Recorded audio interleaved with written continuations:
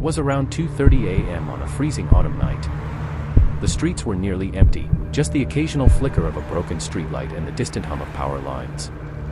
I had been driving my taxi for hours, thinking about heading home, when I noticed a lone woman standing by the roadside. She was dressed in an old-fashioned white gown, the kind a bride would wear decades ago. Her head was lowered, long black hair falling across her pale face. I slowed down, debating if I should stop, when she suddenly lifted her head. Her eyes were dark and hollow, like she hadn't slept in years. She leaned close to my window and whispered, "Can you take me to the cemetery, please?"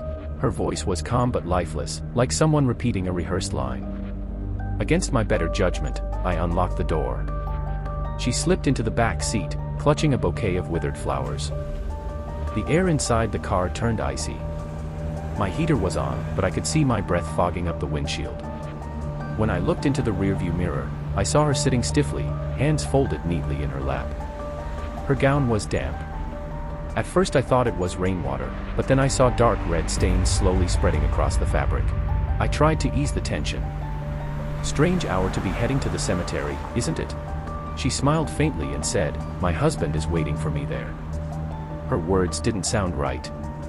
Something about the way she dragged the word husband made my skin crawl. The ride was silent for a few minutes. Then I heard it, soft sobbing, faint but echoing inside the cab. I glanced back, but her lips weren't moving. Her face was frozen in a smile, but the crying grew louder, filling every corner of the car. When we finally pulled up to the cemetery gates, I turned around to tell her we had arrived. But the seat was empty. The door hadn't opened.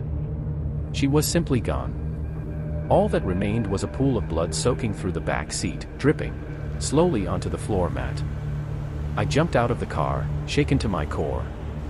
A night watchman at the cemetery came over and asked if I was okay. When I told him what I'd seen, his face went pale. He muttered, "You're not the first driver."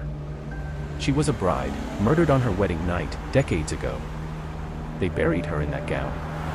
Some say she still tries to get home. That was the night I picked up a passenger who never should have existed at all. I never drove that road again. But no matter how many times I cleaned or replaced the seat covers, the bloodstain always came back.